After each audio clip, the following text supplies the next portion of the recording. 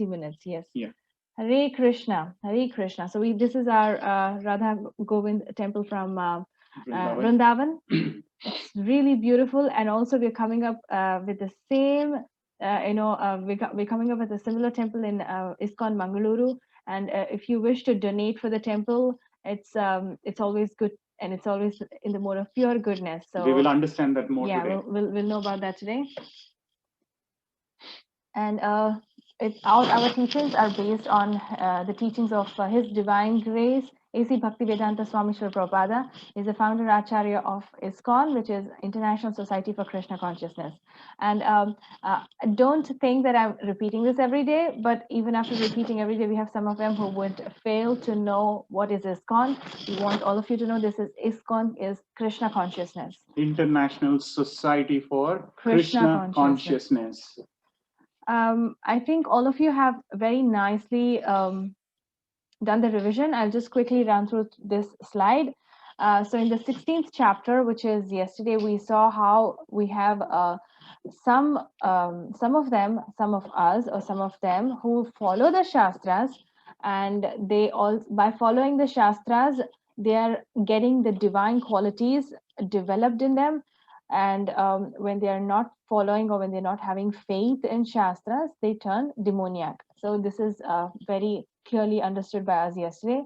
And but which category does a man fit into? Who follows with faith something other than Shastras? He is in goodness, passion, and ignorance. So if they don't follow the Shastras, if I'm not following the Shastras, I would be pulled by, on all sides, by the material nature. When you take the help of the Shastras, you automatically surrender to Krishna, and there you're going to elevate yourself to the pure goodness. When we don't follow the Shastras, we are having our own whimsical faith and whimsical religion, which will not help us raise our consciousness quickly. Yes, someone is asking, is Shastra Bhagavad Gita class? Yes, very much. We are learning the Shastras every day. Yes. And Krishna explains the faith that is dictated by his acquired modes of material nature in the chapter. So this is what we learned yesterday, and today we are going to learn a similar chapter, which is of divisions of faith. So yesterday we saw demons and demoniac or divine people, but today we will see how even under the the divine people, or people who are following some faith, they are also a bit bewildered, and they are all following different ways of for faith, and how it's trying to how material nature is trying to bind us, and she is trying to help us to elevate our consciousness, but we are not surrendering ourselves to Krishna. So the first thing is that because we are conditioned, because what is conditioned? I think this word we want you to explain is what is conditioned, so that I can understand if you're able to get and perceive what is the meaning of this. Yes, Anaga, do you want to answer what do you understand by the word conditioned?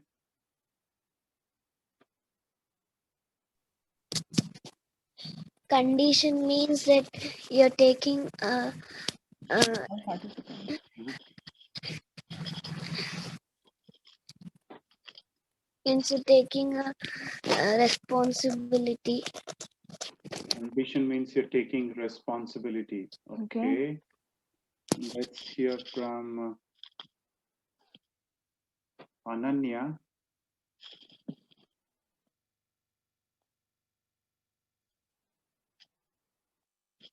Khushi. Yeah.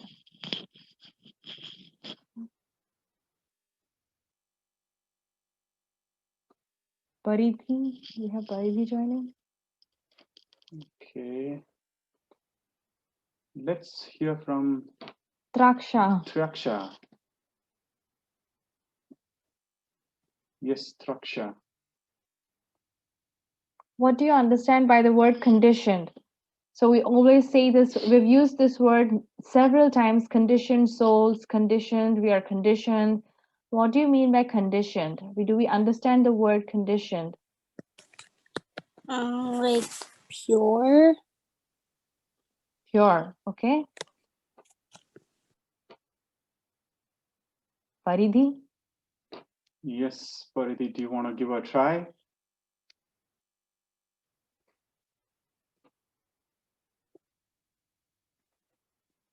Okay, let's ask Nitya.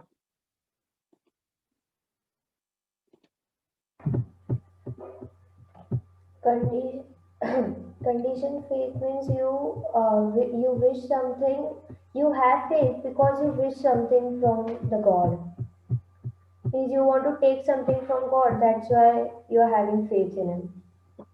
Okay, And if He gives you, you will lose the faith in Him.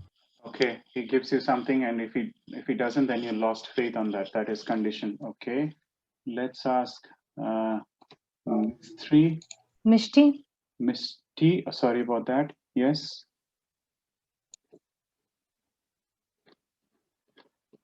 Okay, some people don't want to talk to us. Okay, let's hear from Navya and Nitya.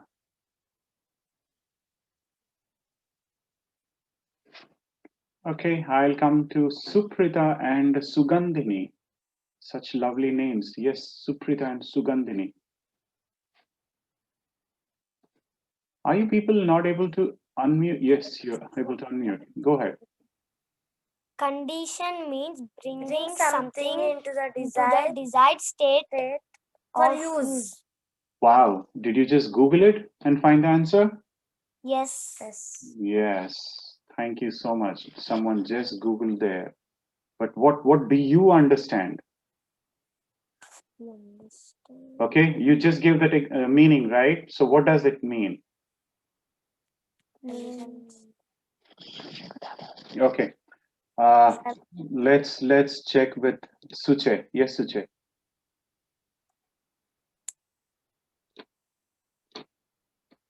Sir, Sorry. condition mean Mhm. conditioned mean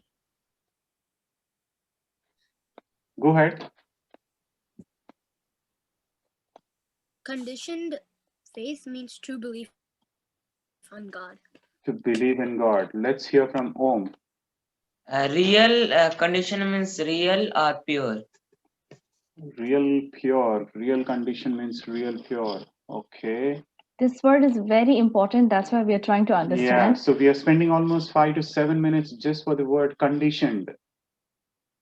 Conditioned means temporary. Okay. Kavin says conditions means temporary. Or is he asking a question? Someone says conditions are ruled. Okay. Okay, just like the way you have terms and conditions, there are terms and conditions rules. Okay, let's hear from Mataji now. Yes. Okay. Thank you very much, all of you. But unfortunately, I have used this word so much and we have not pondered on this.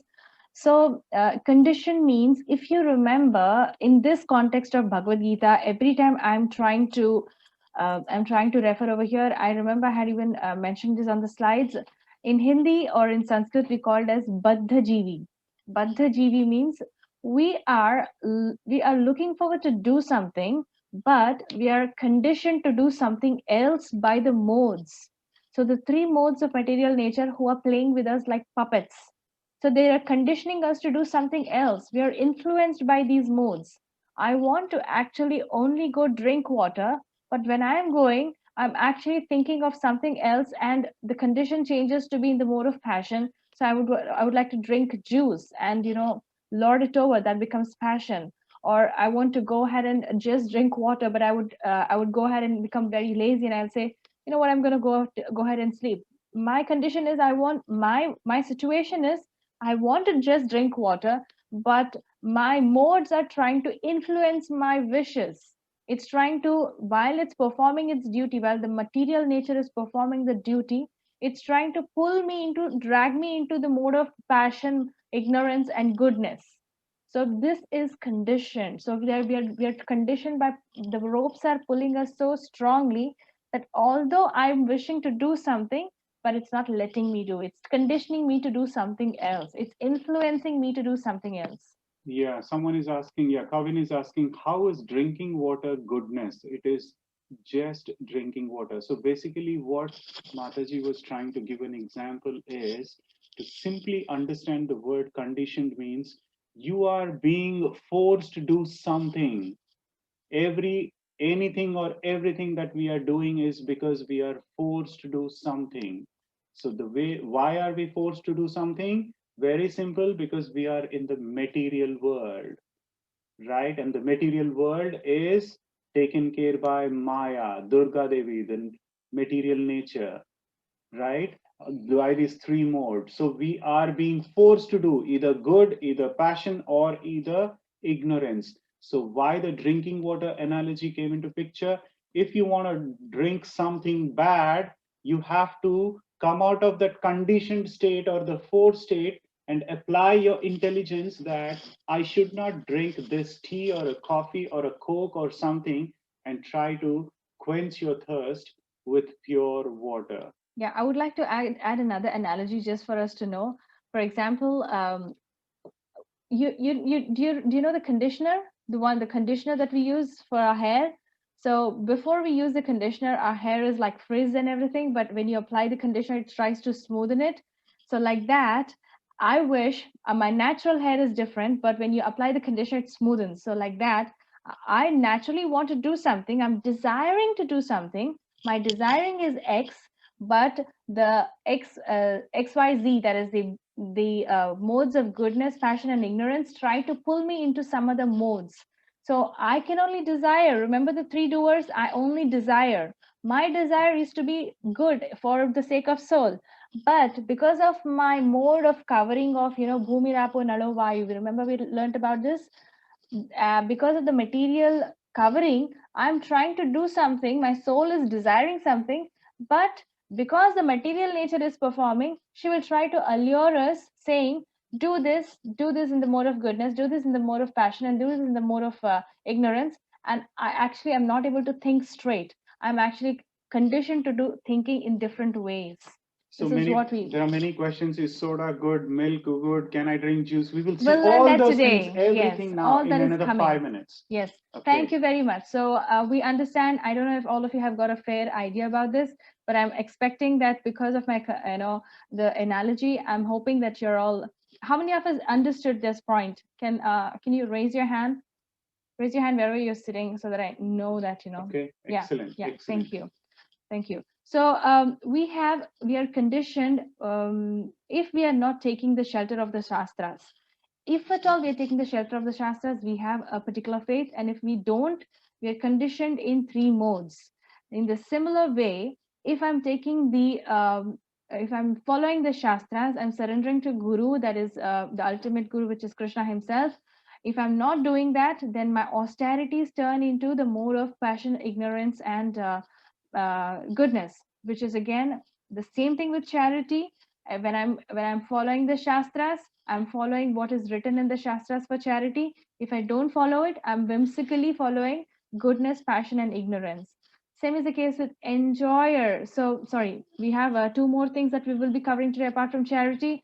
That would be I'll discuss about that when it comes. And for us right now, one thing that we need to understand is sacrifice is the biggest thing that we need to understand here in today's class. And when it comes to sacrifice, Krishna is the ultimate sacrificial fire. So we sacrifice all our work to Krishna.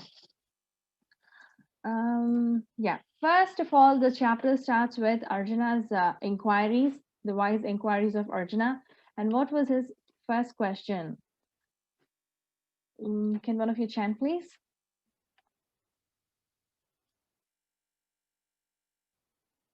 We have participants raising hands. Yes, Shreya.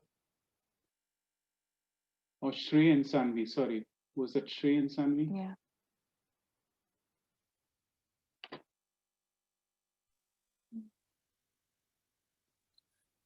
Arjuna uvacha ye shastra vidim ushtrija yajante shraddhayantvitaha tesam nishtatu ka Krishna satvam ahorajas tamaha.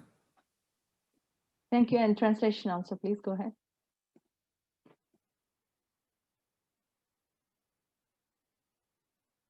Okay, let's ask Vishweshwar to read the translation.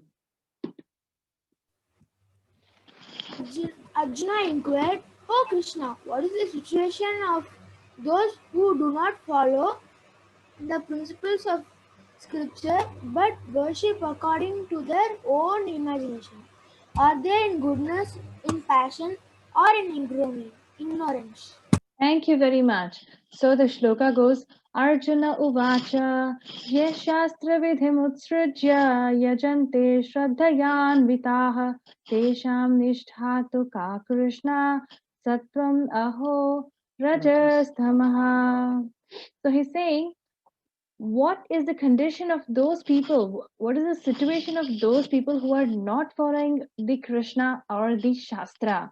When we don't follow the Shastra, what happens to them? Here, in the previous chapter, we saw there are only two categories. One, they were following the Shastras. Another one, who were not following Shastras because of faithlessness. They didn't have faith and they will not surrender to Krishna. But there are some people who are praying and they have faith, but they're not yet in knowledge of the Shastras, or they are just bewildered by the material nature because of their ignorance, because of all of these conditions. How do they come to faith? How are they able to come into faith is the inquiry that Arjuna is making. So people worship as per their own faith. If at all you're surrendering to Shastras are giving how to pray Krishna. For example, some people, they would pray to Krishna. They say that they are having some faith, but if you tell them to pray, they will say, sorry, if you tell them to read the Shastras, they don't have time for this. So when you don't take the help of the Shastras, you are not praying as per what is required in the real faith. So when they worship, that is when they worship as their own faith. Today I will have I'll in the entire week, okay, Mondays I will pray Lord Hanuman, Tuesdays I will pray maybe Lord Govinda, Thursdays I will pray maybe Venkateshwara. So like that they will divide themselves into Ganpati, Hanumanji. So every day they'll have their own new faith. And if at all by mistake they don't eat food, they'll say I was actually fasting. So this is all not faith. If at all you're even fasting, you'll have to promise Krishna in the morning that today is Ekadashi. I would be fasting today for it's as a sacrifice to you. And when you're taking such decisions, you'll take informed decisions. This is what is written in Shastras. So you will read and you'll come into knowledge and you'll perform the duties that's informed by Krishna. That's following Shastras. But all those people who are not following the Shastras, they will be played by the modes, and as per their modes, they will pray to Krishna differently.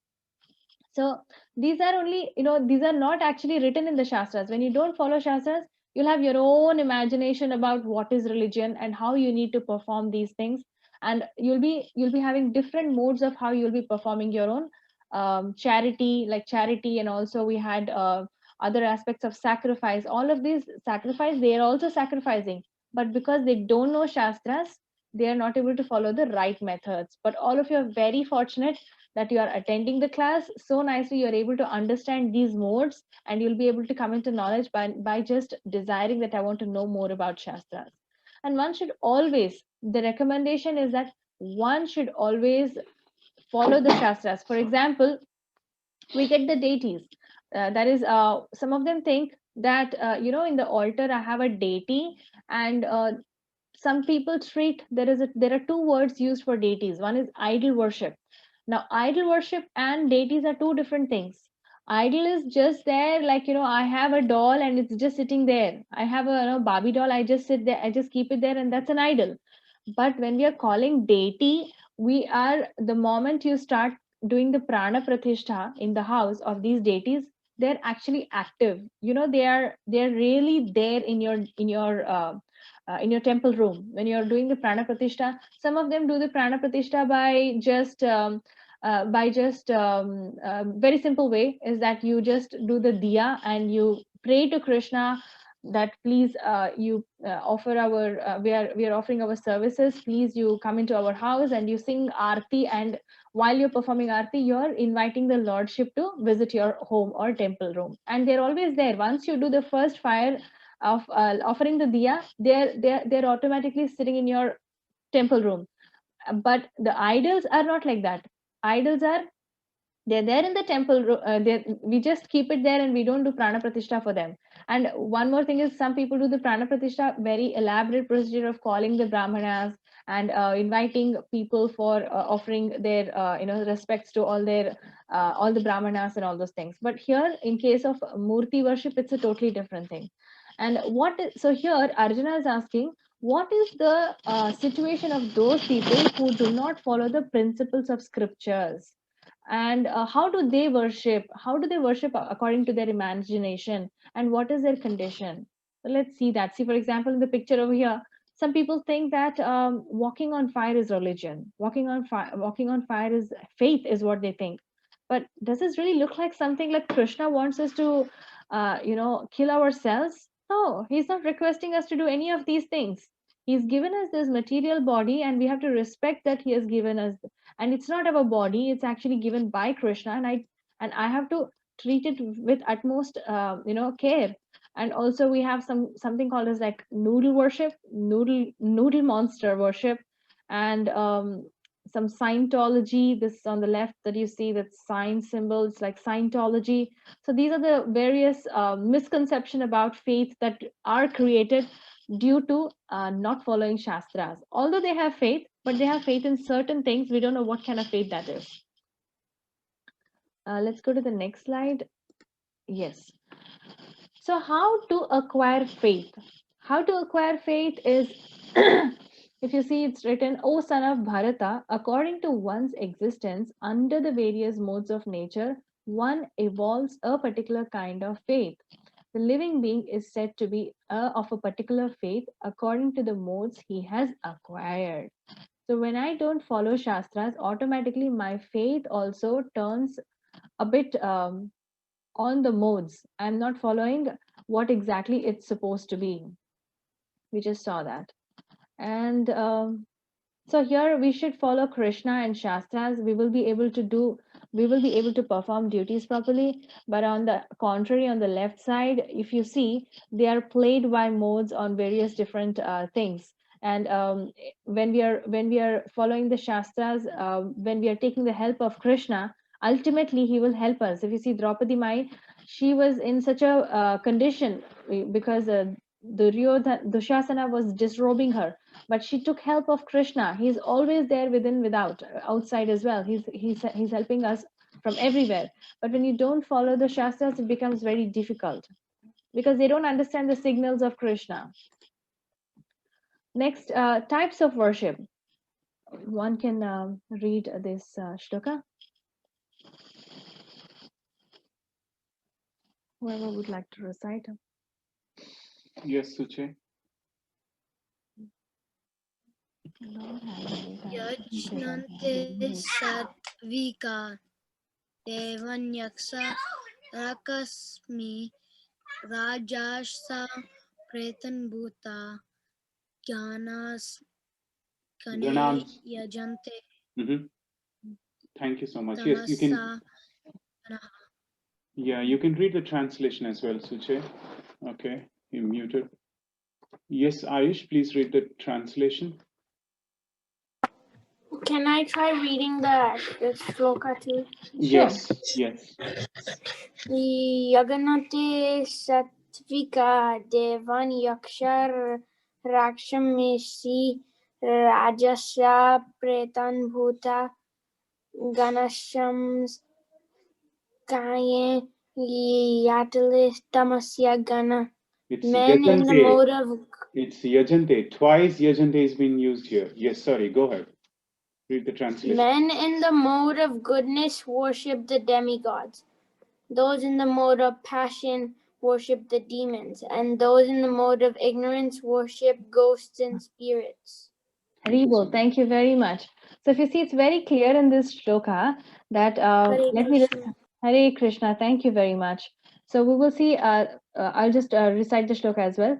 Yajante satvika devan yaksha rakshamsi rajasaha pretan bhutaganams chanya yajante tamasa janaha. One important thing is, whenever there's a C in the shloka, it's usually, most of the times, it's cha, not ka. Of course, English is a funny language. We read it differently. If it's Hindi, you will know that this is actually cha. It's chanya. Okay. So what is Krishna saying over here? He's saying Men in the mode of goodness worship demigods, that is the Devata worship. And men in the mode of passion worship demons. And those in the mode of ignorance worship the ghosts and spirits. So this is the condition of the people. This is how they are conditioned. So what are the kind of people who worship Krishna? I have already taught this. You can tell me if you know what is the condition of those who worship Krishna. Yes, Omkar, I see you raising. Yeah, I know pure goodness. Thank you very much. So people who are in the mode of pure goodness, they worship Krishna. That is something that we already know, and also we are aware that not only they are worship Krishna in the mode of pure goodness, but otherwise also they are following Shastras. So following Shastras is very important. Next is Yajante Satvika Devan. So the one in some places in the world, they worship ghosts and spirits also. So why are they getting these kind of modes? Because if you see, it's written over here, Yajante Satvika Devan. Somebody in the mode of goodness will worship the Devatas. And if someone is in the mode of passion, they are always, first thing is human beings are played by modes. Okay, it's a choice that I make. You know, you're all very small. We should make a choice. As we are very small, we make a choice. I always want to speak truth. I always want to follow what is right for me. If you're just coming up with this kind of a pure thing in your heart, Krishna will automatically guide you to be in the mode of goodness. But not only that you're thinking, you also follow it. Okay, I will not say the truth. I'm sorry. Okay, I will not say any lies, and I will not. I will be always listening to my parents. I will confide to my parents. I will not eat anything that's not good for me and my body. So these are things that if you think already, automatically you'll come into the mode of goodness. So why is Krishna saying over here that in these modes they are praying different kind of people? If you remember, this shloka is also related to Yanti Deva Vrita Devan Pitrin Yanti Pitir Vritaha Bhutani Yanti Bhuteja Yanti Madhyajino Piman. So if you remember, we learned this in our previous chapters that those who worship the demigods will take birth among the demigods. Those who worship the ghosts and spirits will take birth among such beings. And those who worship the ancestors go to the ancestors. And those who worship me will live with me. So when Krishna is saying with me, he's talking about his eternal abode of the spiritual world. So over here, in a similar way, Krishna is saying that men in the mode of goodness, they will worship the Devatas. And who are the Devatas? We have various beautiful forms of Devatas like Lord Ganpati and Lord Hanuman. So these are the mode of goodness. But someone who's in the mode of passion, they would worship various Devatas who are giving them a lot of okay, necessities or if you whatever. in today's world, we not only have Devatas from the heavenly abodes, we have some people who are worshipping the movie actors also. We have when we watch some movie, they're getting totally influenced by movie actors, and they'll say, you know what, I love this particular actor and he's my god. So this is the kind of belief that they have, that by worshipping, and there are so many people who are offering flowers to the actors these days. So it becomes our condition becomes so fallen that we are even praying to the actors. Just by performing one movie, an actor becomes a god for them.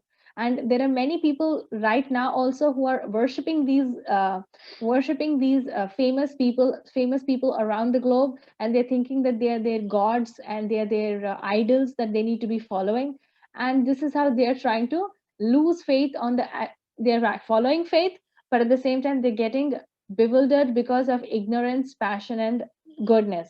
So we'll be played by the modes if we're not surrendering ourselves to Shastras. And if you see how Hiranyakashipu and Hiranyaksha had turned themselves into demons.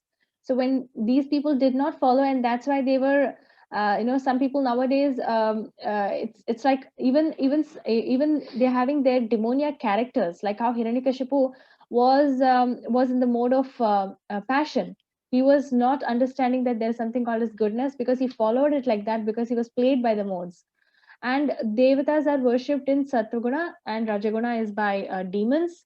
Yeah, there's a last conclusion where we have devatas who worship in the Sattva-guna, and demons are the ones that is the Hiranyakashipu kind of attitude, and the ghosts and spirits are like in the mode of ignorance.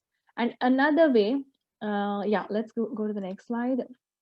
Yeah, I think Darshan, is there an issue? You have raised your hand. Not an issue. You know how Mataji said they're worshipping actors these days? I think I have an example of that. There's this actor in a show called Radha Krishna, and he acts as Krishna, and people love him so much they make realistic portraits and things like that. Excellent. And they worship him, not the real Krishna. Yes, so very good. So now you know whom to worship correctly. Thank you so much. Thank you so much. Thank you very much. So we have faith in different ways where when we are praying to Krishna, we are in the mode of pure goodness. It's in the Vaikuntha Loka or the Krishna Loka, that is Goloka Vrindavana we are talking about. That's the destiny we will be reaching if we pray to Lord Krishna. Yeah. Yes. And also if we are praying to the demigods or the devatas, we are in the mode of goodness. And that's the destination that we will reach. So if I'm praying to any devatas, that is Ganpati, or if we're praying to any of the devatas from that is Lord Brahma, we have people who are praying to Lord Brahma. So these are the devatas. If we are praying to them, we will go to the heavenly abodes. Heavenly abodes is still in the material world. And the third one is the demons. So some people even, can you believe, some people still worship the demons, and that's how they're going to the hellish planets. So and also even worse, we have some people who are even praying to the ghosts and spirits. Have you seen some people, they say, let's call the ghosts, and let's call the ghosts, and let's call the spirits. So they think this is very exciting, and they are always meditating on these kind of spirits who are who just do not even have their own body. So this is like the ghost, they go into the ghostly planets, and they are in the mode of ignorance. Now how do I understand? We have to understand, most of us actually have read and heard Ramayana. In Ramayana, we have three main characters in the modes. One, we are referring to the in Lanka, we had Ravan, and also we had Kumbhakarna, and also Vibhishan. So Ravan, we can call him to be in the mode of passion, and Vibhishan, he was in the mode of goodness, where he was praying, he had faith. And also third one is we had Kumbhakarna, who was always sleeping. He's in the mode of ignorance. So Ravan was like, I want more, I want to capture everything is mine, and I want how much ever he has. He used to feel it's less, and he used to struggle so hard, and he was always running for things. And in case of Vibhishan, he was in the Vatika chanting Lord's name, and he was also all over his house. It was written as Ram's name, Rama, Rama, Rama was written everywhere. So he was trying to keep himself pious. These are the things that Vibhishan was doing. And the third was the Kumbhakarna, who used to sleep for 6 months, and when he wakes up, he was to eat for 6 months continuously. And not only he used to eat even saintly people. So you can imagine that in the mode of ignorance, you will eat abominable things. And of course, Krishna is the one who's digesting, because he's the digestive fire in every body. So here, one who is worshipping Krishna, they are of course in the pure goodness. But we have to understand that we only should pray to Krishna. Why? It's very easy for us to pray Krishna. There is no rule that we need to follow. We need to only do the basic things, that building our character and become very clean. And why we should pray to Krishna? We should pray to Krishna because Krishna is telling us that I am the source of all the spiritual and material worlds, and everything is emanating from me. He's declared already in the 10th chapter. I don't know how many of you remember. Does anybody know? Lower all the hands. Does anybody know the shloka 10.8?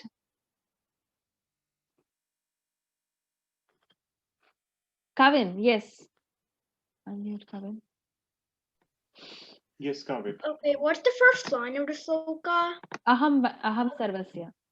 Aham sarvasya prabhavaha mattav sarvam pravartate iti matva bhajante mam udha bhavasmanvitaha.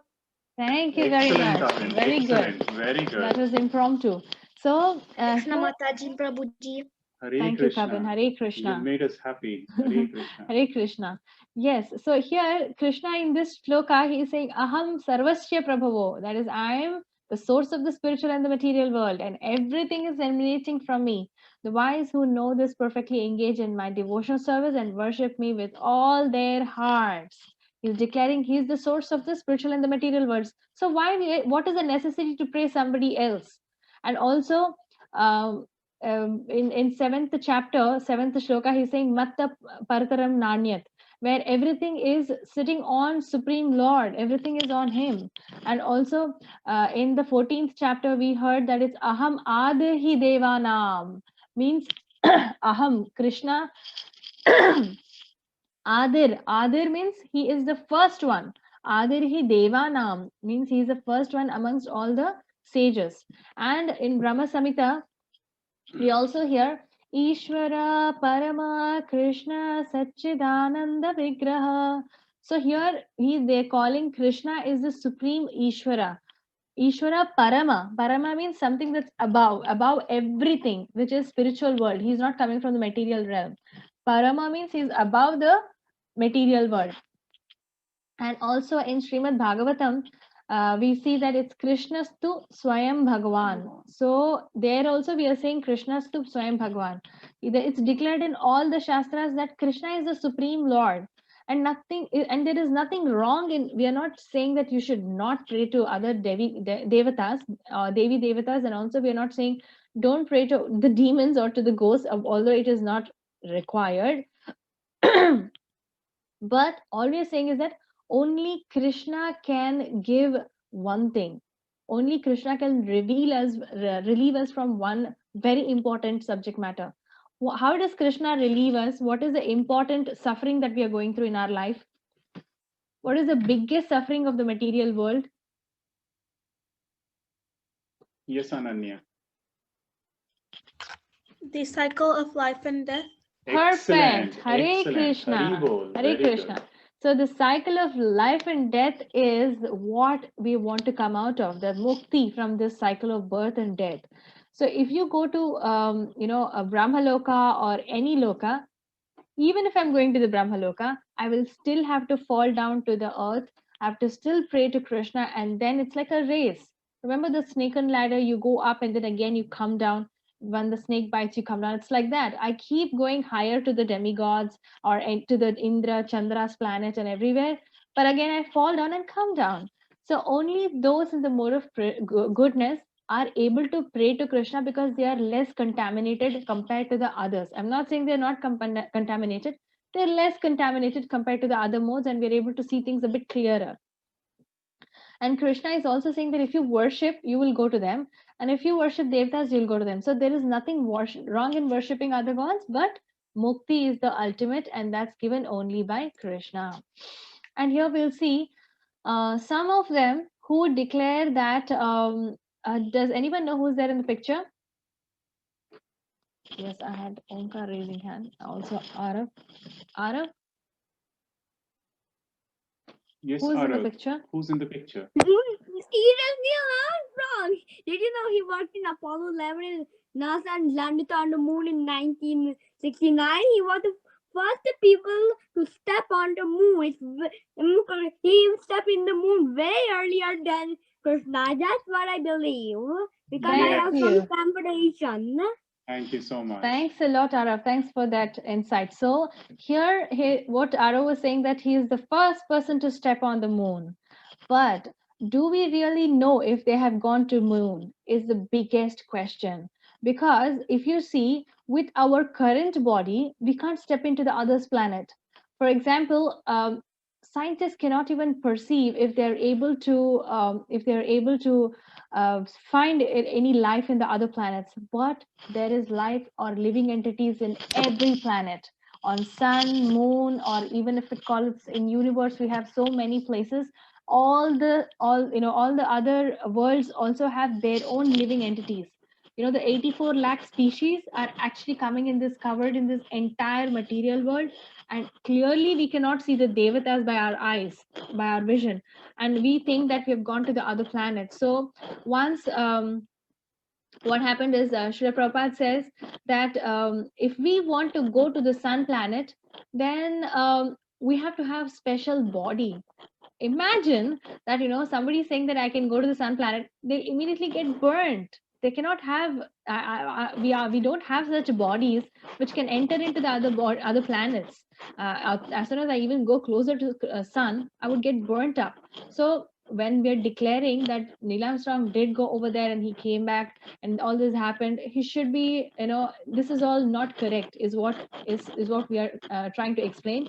That Shastras are mentioned, Shastras are saying that there is life in every planet, but we cannot see from our eyes. We're just going to some place and coming back and we're thinking that it's actually moon, but it's not actually true. Why it's not actually true? When I'm saying this, we think that all of you might be thinking that this is actually coming from very that is, I have entered into other planets, is coming actually in a very wrong way. How? Let me give you an analogy of what exactly was happening to one of the person who did a research on frog philosophy for 40 years. Yeah. Yes, there was a Almost, man. I think 8 to 12 years. Yeah.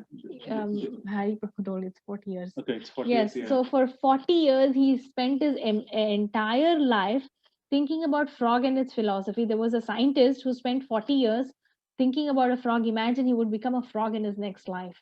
So if you remember, we told whoever we are thinking at the time of death, we go into that body. So in the same way over here, those who undergo severe austerities and penances not recommended in the scriptures, performing them out of pride and egoism.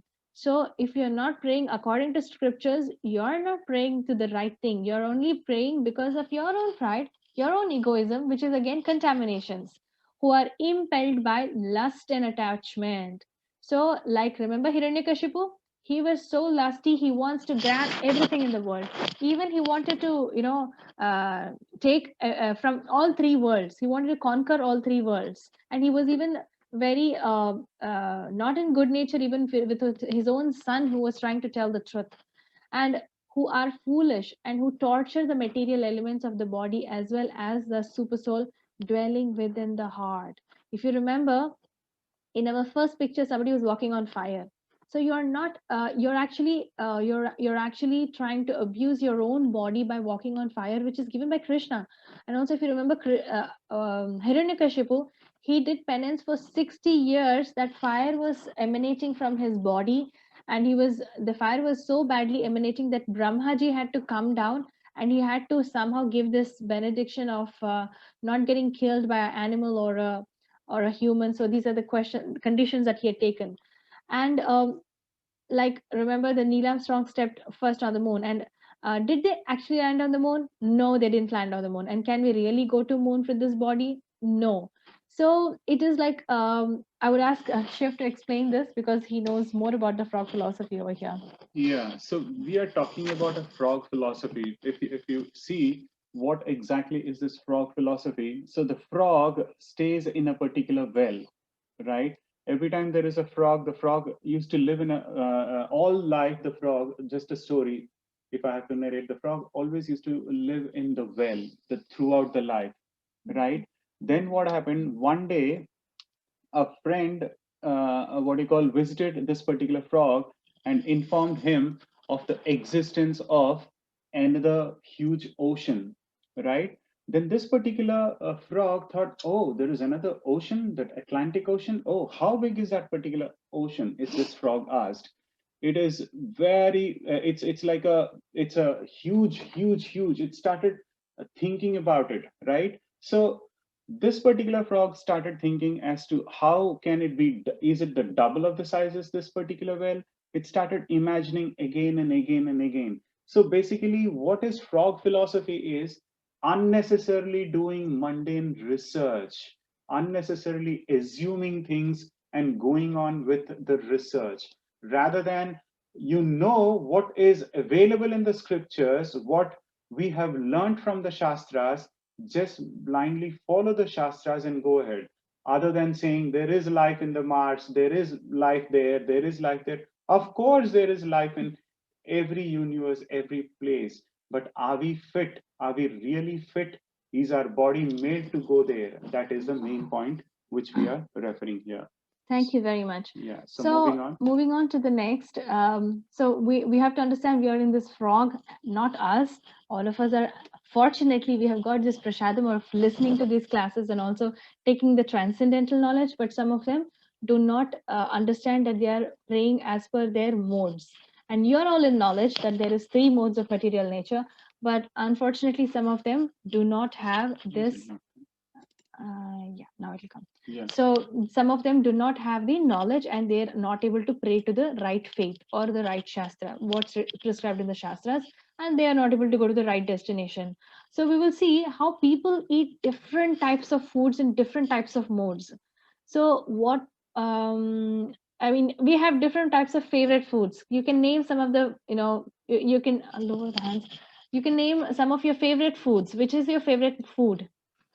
Okay, now you can raise your hand. Let's say Aisha. Yes, Aisha, what's your favorite food? My favorite food is poha. Thank you. Poha, okay. Ayush. My favorite food is samosa and YY noodles. Samosa and YY noodles, okay, excellent. Yes, Divyanshi. Yeah, my favorite food is different kinds of street foods and biryani. Street foods and biryani. Yes, Om. My favorite food is to eat paneer and Manchurian. Paneer and Manchurian, okay. Shreya and Aditya. My favorite food is mom-made food, any food which mother makes. Okay. Kavin. Naan with paneer. Paneer. Suche. Pizza and ramen. Okay, excellent. I'm growing very hungry now. Now we are okay. Let's hear from Mataji now. Okay. Thank you. All of us have a appetite now to go ahead and eat. So this is how we have different types of favorite foods. So it is it good to have junk foods is the question. So is it good to have junk foods, and why is junk food not good for our health? We should understand why is junk food or street food not recommended, and also how these are influencing the diseases in our body. And we are also having young children who are bound to and prone to. Nowadays we see that some of us, because we are eating a lot of street food and because it's not something that's coming, that's not getting into our body properly, we are prone to, even small children have diabetes, even small children have blood pressure. So these are the symptoms of how we are abusing our body and not giving what is nourishment to the brain and nourishment to the body. And yes. So while you people were giving answers, now you will understand what type of food you're eating and is that food is correct or not. So we were smiling here, or rather laughing here. Please focus on this. This is really, really important. We have extensively, Mataji, and we have done this particular presentation especially for this. Yeah. Yes. So fast foods cause, many fast foods that we eat on the streets that we think that, yes, this is very good. Actually, they cause cancer because we don't know where is it coming from and what is the consciousness that they've used while cooking. And of course, they just want to earn money. So for the sake of earning money, they would be doing they would be using some adulterated food, preservatives, chemicals, which is not good for our health. So here we will learn in this next few slides that, how people eat in various modes. So because they're not following shastras, what is following shastras? Following shastras is eating Krishna Prasadam, and they're avoiding Krishna Prasadam. Because of that, how they are played by modes, and because of not honoring Prasadam, they are eating different variety of foods, and how it's getting how these things are contaminating our body is what we will see in the coming slide. So Krishna says, if you remember, Krishna says, there's a shloka in the 9th chapter. What did we learn? Can one of you chant the shloka? Which one? Yeah, I think I see Om raising hand. Yes, Om. Pattaram pushpam phalam toyam yo me bhagavati prayachyati tad aham bhakti upritam asnami prayachyatah. Excellent. Thank you very Excellent. much. Thank you very much. At least you remembered the shloka to an extent. So it's Patram Pushpam Phalam Toyam Yo Me Bhaktya Prayachati Tadaham Upahritam Ashnami Prayatatmanaha. So Krishna is saying Patram Pushpam Phalam Toyam. So when you are giving, when you're eating these foods, the Krishna Prasadam, you are having good consciousness while cooking. And these are like, they're fatty, they're wholesome, they're juicy. And our body will, these kinds of foods will keep our body very healthy and active. Let's go to the next slide. Yes. So in this one, we see that foods dear to those who are in the mode of goodness, where it increases our duration of our life and it purifies our existence and it gives strength, happiness, and satisfaction. And such foods are juicy, fatty, wholesome, pleasing to the heart. How is it possible, Mataji, you might ask? It's possible because whatever you eat, remember we heard yesterday, garbage in, garbage out. Goodness in, goodness out. Like that, if I'm eating fresh things that are looking fresh, for example, sprouts, they still have life. How many of you know that, just raise your hand wherever you are, like, if you eat sprouts, they have more life in them. Yes, I see that, many of them raising hands. Yes, thank you very much. All the vegetables, all the fresh fruits and vegetables have live proteins. Yes. Yes, they're all alive. They're still alive, and it's good that we are eating life, which is more fresh, and also sprouts, which are still having strong life forms. So when we are eating these kind of foods, it's nourishing our body and it's nourishing our brain cells. That's more important. So when it's nourishing our brain cells, our consciousness is increasing. So we might be thinking that these foods that I'm eating, they're just going into my body is getting healthier. You're not thinking about your brain, you're not thinking about your flesh, which is going to be creating good blood in your body so that you're able to think properly. We will go to the next slide. Yeah, so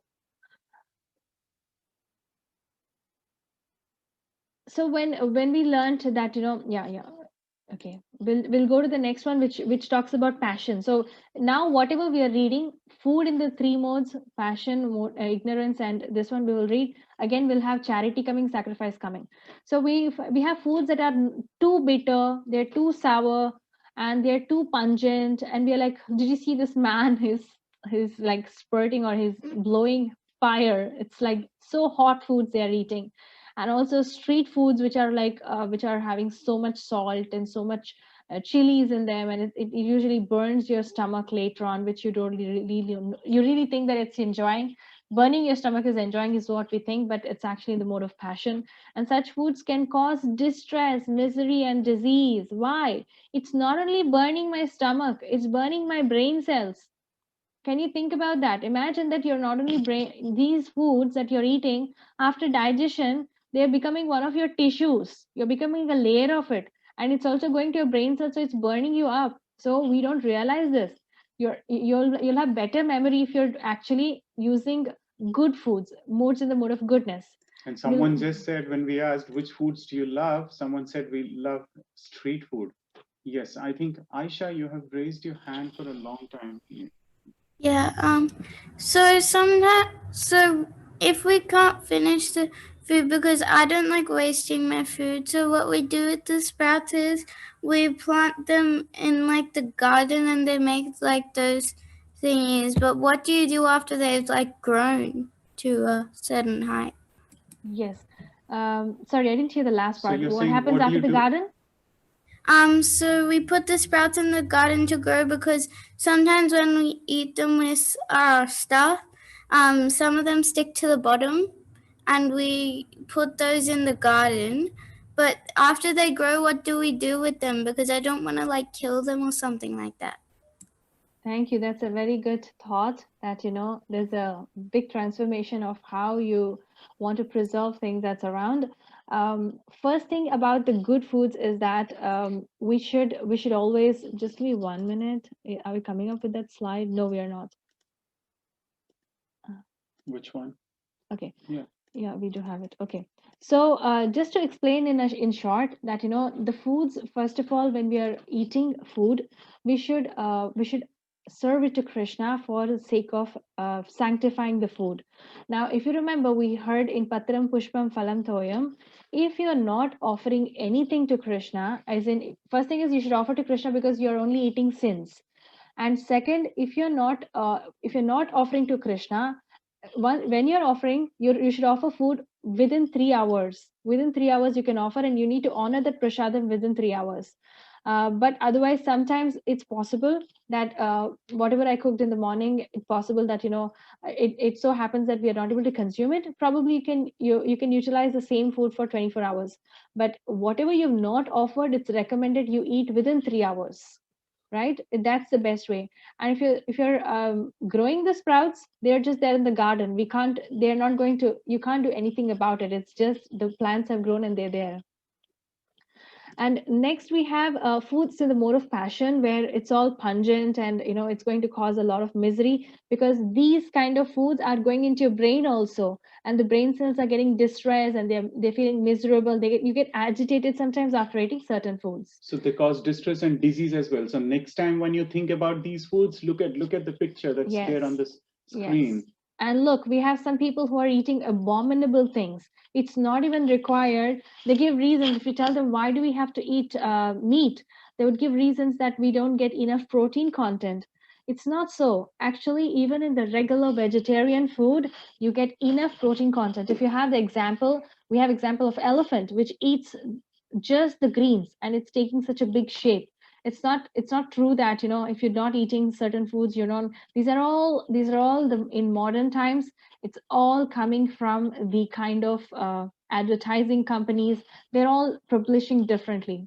So what is Krishna saying over here in this shloka? He's saying food prepared more than 3 hours before being eaten, for food that is tasteless, decomposed, putrid, and food consisting of remnants and untouchable things, is dear to those in the mode of darkness. So now you can understand who eats these kind of foods, the burgers, right? Yes. The chips. Yes. Yeah. Yeah. So these are all not recommended, and also only Krishna Prasadam is recommended. And some of them kill animals. This is not at all good, where animal killing is actually a sin. Why do you think this is a sin? Okay, I'm sorry, I'm going to go ahead because of the time. We consumed a lot of time initially for the question answers. So why do you think this is sin? It's sin because it has a soul. It has Paramatma inside it. And anyone who wants to, who wants to eat such food, they are actually not even doing any goodness to their own soul. And also they are eating another soul, which is like you're making, you don't make, you're making yourself a graveyard of all the carcasses. So it's not recommended. It's like, and also some people eat cow. It's actually in the mode of goodness. So every living entity has a soul. We have learned that. And also every living entity has super soul inside, who is where we heard about this in Sarvasya Chaham Hridisannivishto Matta Smrita Jnanam Apohanam Cha. So we have a super soul, we have Krishna in the form of super soul sitting in the heart and who is present in our heart. And if one of the animals is dead, we bury them in the soil. So our body becomes a graveyard. And some families eat non-veg, but once you hear that we are not this and this body, we are the soul, we are actually uplifted. But some ad agencies, they try to allure us that, you know, you can eat non-veg foods, and when we go to the malls, they'll say, you know what, there's more protein content in this. But if you're eating dals and sprouts, you already get full of life. Even protein sprouts have full of life, and they are having enough protein required for your body. But do not commit sin unknowingly or knowingly, because these are actually sins. If we are carrying sins, and we might come back on this earth many times, because I have killed an animal, that animal has to be satisfied with me becoming an animal, and it'll kill me. So that's not required. And we should never ever hurt Gomata. The cow has all the gods inside her, when we are saying this, we might think that it's actually untrue, but really Gomata has all the Devi Devtas inside her. And there are many things that we, benefits of how Gomata has given us. We drink milk from our own mothers, and even Gomata gives us milk. So she becomes our second mother. Prabhupada says this, that Gomata becomes our second mother because we drink her milk all the time. So why should we do abominable things like killing the cows? And when we go to malls, we get allured with junk food, but junk food is becoming your brain, and that's how we are so miserable that we are not able to pray Krishna. And if you see, in the past, we always offered good things to Krishna. How? If you remember, Shabari, she offered fresh fruits to Krishna, and she tasted before giving it to Krishna. She tasted if it's a fresh fruit or not. And Gajendra, sorry about that. And Gajendra, he offered flour. So, and we always take Krishna Prasadam, and that's in the mode of goodness. And when we take Krishna Prasadam, our heart and our brain and our mind and consciousness is elevated. That's why we should offer food to Krishna and honor the Prasadam. Can you believe, look at this, when we go to the malls, or when we are going to the bakeries, or when we are going to any of the outside street foods, some of them are actually not even cooked within 3 hours. They are decomposed foods. And we don't test. When we are at home, when the bread is forming fungus, we test, oh, you know what, this is all fungus. But then when we're going to the street foods, we don't know what kind of foods we're consuming. And can you believe they're becoming our body and brain cells, and also our consciousness is lost over there. So let's not consume this. It's not recommended for us. And you are what you eat. I think this is one famous verse that everybody hear it, even in our mundane world, where you are what you eat. And diseases that are coming up in today's world, if you see this man, he's eating a fresh food on the right side, and he is healthy. Don't think that if I'm skinny, I'm not having enough strength. You still have strength. And this on the other side, it's becoming his brain cells, heart, everywhere he has junk, and he's going to think in that terms also. He's going to have similar mind and consciousness, and you will take the body in your next body. You'll be a person who would be eating such junk. Can you name an animal which eats junk?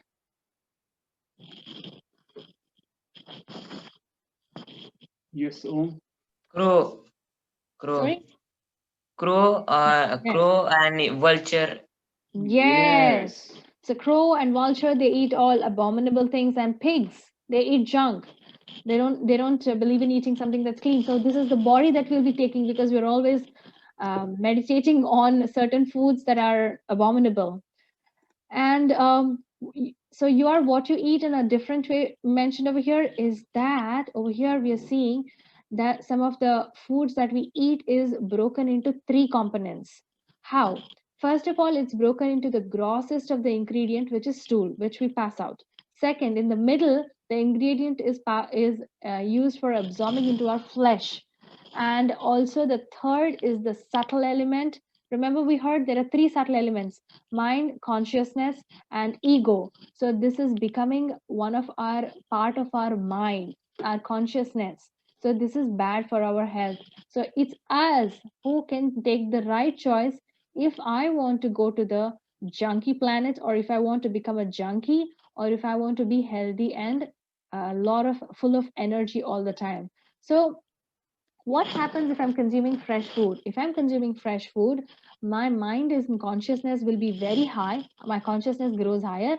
And all of us, especially all of you, are students. So we want finer tissues, and we want healthy bones for all of this, and also healthy mind. When you're drinking milk, the mind, it's helping your mind to grow. That is, your consciousness is actually getting nourished in your brain, and you'll have better memory. And it's also proven by scientists that some portion of the food is actually going to your mind as well. So we should always make healthy choices. This is again a repeat of what we just studied. It's like our consciousness is affected, and this way our next life is decided, where we have in the first one, we have some people who are exposing themselves. That is, they don't wear proper clothes, and they would be born as trees. And second, we have they eat all the animalistic food. They say that, you know what, I don't get enough protein in my regular foods, and they become like tiger or other animals, vulture, just now vulture and crow that was informed. And some people, they just sleep for a long time, and they grow into the bear because they are sleeping for long hours. And another one, they eat all the abominable things and turn themselves into pigs. So what's the best? The best is we should prepare bhoga and offer to Krishna. Yes, I'm sorry, I was supposed to be sending a particular video to how to offer food to Krishna. I want to go to Junkie Planets because there are a lot of yummy food. Yes, so you can imagine, we have some of us sitting over here in this classroom. After hearing, I don't know if they would be want to going to Junkie Planet. Yeah, after listening to us for almost 1 hour, 1 hour 15 minutes, you still want to go into the Junkie Planet, so you can realize for yourself. Yes. Right? What is good and what is bad. Yeah, it's a choice that Make you would like to choices, make. People. You have a human body, and you have intelligence and mind and consciousness, which fortunately you have received, and fortunately, more fortunate, bigger fortunate is you're sitting in a Bhagavad Gita class. You now know what is right and what is wrong. So many of us, actually, this happens that, we go out of Krishna consciousness and we keep popping in, popping out, and then finally we realize that we are actually in the knowledge and we should take it up. So let us not delay it. That's my request. Then when we're cooking for Krishna, we are having this consciousness that I'm actually pleasing Krishna. Let me please Krishna by cooking this. So this is a good mind and consciousness. That consciousness, when the person who's cooking, when he has such consciousness, it gets transferred into your food. These are subtle things which we don't see, but those things get transferred into your cooking. And when you're offering food to Krishna with love and devotion, that actually is honored as prasadam, and that becomes your mind and body. And the results of taking prasadam is always in the mode of pure goodness. So this is how Krishna prasadam is not exactly in the mode of goodness, it's transcendental, it's divya. So they do not cause inertia. And now we will see in the next section. Sorry, I would be extending my class for some more time. So we have sacrifices. We have sacrifices in the mode, in the best of the modes, that is as per the scriptures. We should be, for this current age, all of us know that we should be praying to Krishna in the form of how do we? I want one of them to chant. Yeah, all of us actually can chant once. That in the current yuga, in the Kali Yuga, we should chant Hare Krishna. Hare Krishna, Hare Krishna, Hare Krishna, Krishna Hare Hare, Hare Rama, Hare Rama, Rama Rama, Hare Hare. Hare, thank you very much. So that is the sacrifice that we are supposed to do in this particular Kali Yuga. Yes. Right? By following the scriptures, eating good food, eating healthy habits, maintaining healthy habits, and chanting the names of the Lord. Yes, and also in the age of Kali, by doing unlike the previous Yuga, where it was very difficult for me to go and search for the ingredients and then offer it to Krishna, all this is easily bypassed by Krishna. Krishna said, for you to go and search for these ingredients, you have to sit in a sanctified place. You'll have to call all very good consciousness people. You have to call the Brahmanas. No, nobody is in that mode right now. Do one thing, just chant the Hare Krishna Mahamantra and you will be delivered. So we have to take this benediction given by Krishna and chant the Hare Krishna Mahamantra. So prescribed dharma in the Kali Yuga is Sankirtana Yagna. And we have austerities performed in various stages. So some people remember even Hiranyakashipu performed austerity. How? By burning himself so much, and he was waiting for 60 years with his arrogance so that Brahmaji can come and give the benediction of not killing himself. So in this way, austerity of the body consists in worship of Supreme Lord, the Brahmanas, the spiritual master, and superiors like father and mother, and in cleanliness, simplicity, celibacy, and non-violence. If you remember yesterday, we heard There are some certain qualities that we need to develop to be in the mode of goodness. 26 divine qualities. 26 divine qualities that all of us should try to reach over there. So those are the things that we should practice. And over here, Krishna is giving how we can perform austerities where we should offer obeisances. It's very simple. All our elders in our house, let's say you're the youngest child, then you will go offer your obeisances to your brother or sister who's elder to you, and also you'll go offer your obeisances to your mom, dad, and your spiritual master, and also to the Godhead, Krishna. So we should try to practice that. We should be in the mode of goodness by bowing down. You're also losing those ego, which is the major thing that we want to lose in our body. And also Krishna is saying that, you know, Krishna is himself declared it in the chapters. In the 9th chapter, 34th verse, he says, Manmana bhava madbhakto madhyaji mam namaskuru mame vaishyasi yuktavyam atmana Parayanaha. So he's saying that engage in my service, think of me, think of your mind, and think of me with your mind, and become my devotee. Offer obeisances. So by offering obeisances, we are performing austerity. Can you believe it's so simple? I can perform austerity by just bowing down. That way, I won't be Hiranyakashipu who has so much ego. Rather, I become divine because I'm losing my ego, which is in the mode of pure goodness. And austerity, others, how do they perform? Austerity by speech. We have another thing that Krishna is saying, that some people austerity perform by speech. How do they do that? It consists of speaking words that are truthful, pleasing, and it should be beneficial. For example, you'll go chat with others. We should think that, is that information really useful to them? If it's not useful, and if it's not sounding good in your own mind, it won't be sounding good to the others. So before talking, be mindful about your speech. And also, is it beneficial if I'm telling it that to that person? If you're giving a feedback, many of us, we just open our mouth and we say, I didn't like this part, I don't want this part. But before talking, think about it, that you are not agitating. And also regularly we should recite the Vedic literature. You're all so nicely and so attentively listening to the class. Once the sessions are over, please take time and, you know, at least read 2 to 3 verses, 2 to 3 shlokas.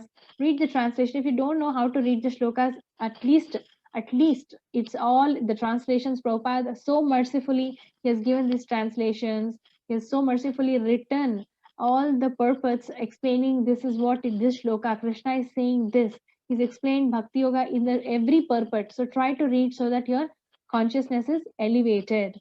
And you're all very nice children. You're all sitting and so nicely asking questions. After this also, you should be nice to your parents, because you should not try to, as children, you know, we should elevate our consciousness like Prahlad Maharaj. Think about it. If think Prahlad Maharaj as your model, and imagine that every time you're doing some work, you should think, is this going to agitate my parents? Is this going to agitate my friends when I'm saying this? That way you will have more consciousness and your mind is developing to be in the mode of goodness. So don't try to agitate others, especially the grown-ups, because they're trying to groom you. So try to be very nice with them so that they help you with your grooming. And another way, Krishna is also saying that we should perform austerities in our mind. Why? Because it's for the satisfaction and being simple, and also for the gravity, self-control, and also for purification of one's existence. So we want to be purifying ourselves. How? By becoming better people, by building our character. How do you do that? Remember, by intelligence, we control our mind. So we control our mind not to send junky pictures in our mind. Rather, it sends good pictures, like eating all the fresh food, so that your mind and body also are turning into fresh people. And this is a very small analogy which we started with, where Vibhishana led pure life, even though he was actually surrounded by demons. He had in the Lanka, while he was there, he had all the demons around him. I don't know how many of you have seen Ramayana. You will see that the entire Ramayana is actually, and I don't know how many of you have read it. He was extremely surrounded by the demons, and he was declared as the king of Lanka by Lord Ram himself. See, when Lord Ram came to visit Lanka, he was bowing down, he was paying his obeisances. And also, Lord Ram on the right side in the picture, he declared him to be the king, because even though he was surrounded, he kept writing Ram's name everywhere. And even in the Ashoka Vatika, he was chanting Lord Ram's name. And if you see Ravana, he was not satisfied with so many people, rather even he took Sita Mata, he took away Sita Mata. So it's like, I want more and more. This is the passion attitude. And also, these are the austerities that we should perform, that we just heard in the last 3 slides. And so these are the conclusion of what we just heard, that there are threefold austerities that people perform, and these are performed as transcendental faith by men, not expecting the material benefits, but engaged only for the sake of supreme, is called as austerity in the mode of goodness. So when we are performing any austerities, as a devotee, all of us, we should try. Now you're all listening to Bhagavad Gita so nicely. Krishna will be so merciful with you if you're just saying, Krishna, I want to perform austerity with my body, mind, and words. Please help me how I can do that. He will guide you from inside how you can be in the mode of pure goodness. So as pure devotees, one actually performs a lot of austerities. So we should try to elevate our consciousness and try to be in the mode of goodness. And the best thing is, you are performing this austerity and asking Krishna not for any material benefit. You're saying, I would want to do this. You decide what should happen to me. You give the results or the fruits. Yeah, you submit yourself to Krishna, that I am completely submitting to you. Please, you guide me. And this section is about, we will read how people perform charity in the mode of goodness, passion, and ignorance. So here, charity given out of duty without expectations of results. So you're just giving away, and then it should be in the proper place.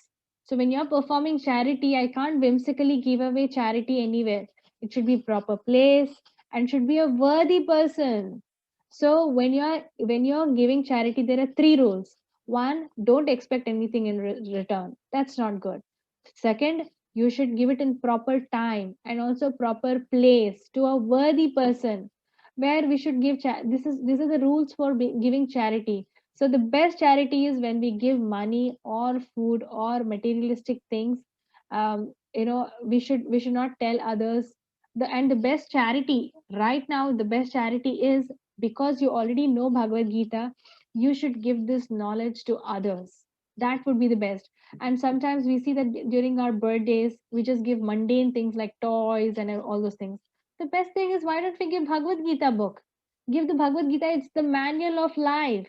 You're giving manual of life, which is also an education. You're educating others to grow their consciousness, and give them chanting of Hare Krishna Mahamantra. Motivate others to chant, and you also chant. And give charity to, construct temples. Temples will, for example, our ISKCON Mangaluru, it's totally depending on the charity given by devotees, and that's how we're able to coming up with this temple. Imagine, temple is trying to elevate the consciousness of so many people, and because they are becoming the instruments, the temple is actually becoming the instrument of teaching so many people about this Bhagavad Gita. And can you imagine, so many people are getting this prasadam directly from Krishna. So these are very good charity, and these are the things that we should do it in our life. And publish about Krishna. All of this is good charity. Next, charity in passion. Charity in passion is performed with expectations. So some of them, you know what, I'm giving money. Look at this man, he's trying to take a selfie. Oh, you know what, I'm giving away money to a beggar. So this is how they're performing charity. And also, the desire for fruitive results. So, he must be looking for some raves on his Facebook because he's giving charity. And also, or in a grudging mood is said to be in the mode of passion. So it's like, I'm giving away this charity to you, but anyways, I have to give it to you and I have to show off to my friends, so I'm giving it away. So that's not a good charity. That's in the mode of passion. And we have charity in the mode of ignorance. What is that? We have this man in the picture who's holding a cigarette and he's saying, help, I need money. And why is he using this money? He's written over here, I need money for weed. Means he's trying to abuse his body with some substance, and the child is giving away the charity. This is improper place. First thing is it's improper place and it's improper time. So there is kala, correct place and correct kala patra, correct place and correct time as well. So any charity that's performed at an impure place, improper time, to unworthy persons or without proper attention and respect is said to be in the mode of ignorance. Now, let me come back to this story later in the last. I'll come back to the story about charity in the last. We'll just read one last slide and we'll go to the story. From the beginning of creation, there were 3 words, that is Om Tat Sat, that was used. This is very, very important mantra that we have to utter this mantra every time I'm doing any work. And if you have noticed, after our class, every class we utter this mantra. Why? These were the mantras that were used to indicate the Lord, that is the supreme truth. He is the absolute truth. And these 3 symbolic representation, which is Om, Tat, and Sat, these are the symbolic representation that were used by Brahmanas while chanting the hymns of the Vedas and during sacrifices for the satisfaction of the Supreme. So any charity, any sacrifice that we performed, we used to put it in the Yagna Kunda, and once this Yagna is complete, the Brahmanas used to chant Om Tat Sat. So right now, once the class is over, we say Om Tat Sat. Once I do chanting, after that I say Om Tat Sat. So whenever you're working for Krishna, I cook prasadam, after that you say Om Tat Sat. This way, every time you're calling Om Tat Sat, you're actually saying, I have done this particular sacrifice, this work of teaching and listening and attending a class. All of this is a sacrifice. You're all a part of this sacrifice. So all of us can chant Om Tat Sat right after the class, so that this elevates our consciousness, and it gives us more tissues to elevate our consciousness. Now, there is one short story that I would like to tell. If you can all raise your hand, is it okay if I can tell the story? You raise your hand, otherwise don't raise your hand. Okay, yeah, I see that's, yeah, most of them are raising their hands. Sorry, I'm extending, so that's why I'm asking your opinion if I can tell the story. After the story, please don't go away. We have the quiz that's coming up. So in this picture, you see that this is more of a learning about charity itself. That's why I'm telling the story. So once there was a family of members, that is, once, if you remember, Lord Krishna had children, and his children were Samba, Pradyumna, Charu, Bhanu, and Gadha, and all those. These are the princesses, all princesses and princes. They went to they are from Yadu dynasty. They went for a long picnic, and in the picnic they were in the forest. They were in the forest of Dwaraka. While they were in the forest of Dwaraka, what happened is they were in the excursion and they felt very thirsty. While they were in the excursion, they felt thirsty. Then, after searching for a long time, they approached one well. And when they approached a well, they saw that there is no water in the well. Then, on the contrary, oh, who's sitting in the well? They saw there was one lizard. You see over here, Krishna is picking the lizard. So it's like there was one lizard which was sitting in this well, and they were all astonished. What's this? The well is dried up, it's fine, but there was a very, very huge lizard which was trapped inside the well. It was so huge that it was like as if like a small mountain of it. That huge the lizard was. Lizard is like almost like 10 inches, but this lizard was extremely huge, like it was almost as big as the well. So what happened is when they try to bring this particular lizard out of this well, because it's trapped, when we're telling Krishna's children, they're all very compassionate, they're very good in the mode of goodness. So they felt very compassionate about this lizard, that the poor lizard is sitting inside the well. We don't know if she's getting food or not. Let us bring it out. So they tried to bring it out, but whatever they could do, they could not bring this lizard out of the well. Then all of a sudden, what they did is, let's do one thing. Let us all approach Krishna and let's bring our father. He will try to help us. So they went and they got Krishna, and Krishna came listening to the plea of the children. And when he approached the well, he picked the lizard with his left hand. He just held the lizard and picked it, and he brought the lizard out. And as soon as he brought this lizard out, you see this picture on the right, the lizard started turning himself into a nice devata. He was having a very nice devata swarupa, like he was he was looking like very effulgent, and also he was looking like a king.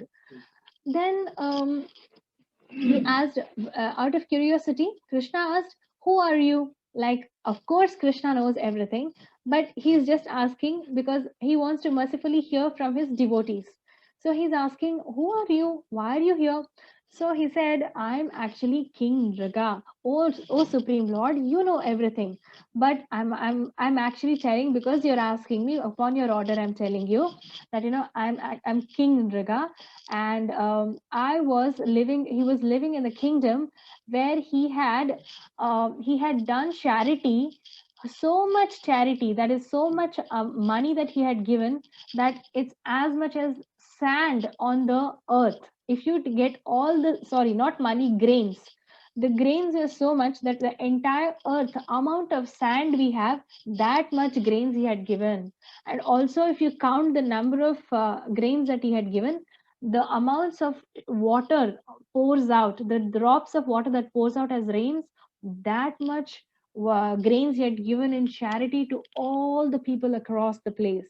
Imagine, he's such a great king, and he was known for his charity, and he was extremely good person, and he was doing this charity in the entire globe.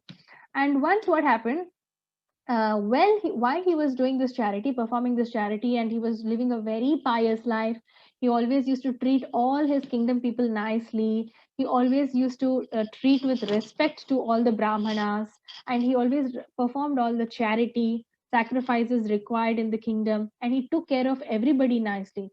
But once what happened, and also kings always used to give cows in charity, because in those times kings always treated, or everybody treated Gomata very nicely, because Gomata gives good things, all the good things for us. They used to treat even the Gomata nicely, and Brahmanas loved the Gomata. So what happened, actually one Brahmana came and he gave around some cows to this first Brahmana.